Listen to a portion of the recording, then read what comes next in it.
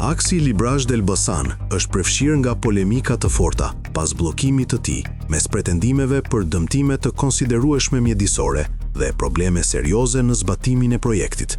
Në qendër të kritikave ndodhet kompania ANK SHPK, në pronësi të vëllezërve Ndue dhe Agim Kola, e cila ka fituar tenderin për zgjerimin e rrugës Elbasan Qafthan, faza 4, me fond limit 23.6 milion euro. Sipas akuzave, ndërhyrjet për marrjen e inerteve në shtratin e lumit Shkumbin dhe përdorimi i tyre për ndërtimin e rrugës kanë shkaktuar destabilizim të terrenit, duke krijuar rrezik për lëvizje të masiveve të tokës. Situata konsiderohet e rëndë, ndërsa zgjidhja teknike shihet si e vështirë.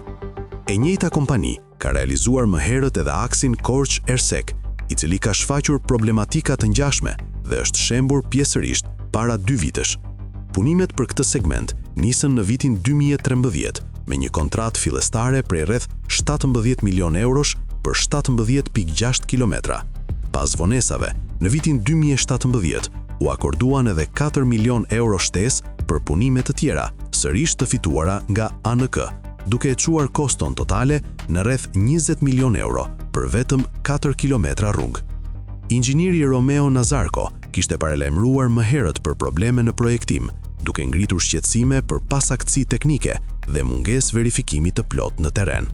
Në tetor 2020, ai dorëzoi kallëzim penal në SPAK ndaj drejtuesve institucional dhe kompanisë. Ndërkohë, situata në terren mbetet problematike.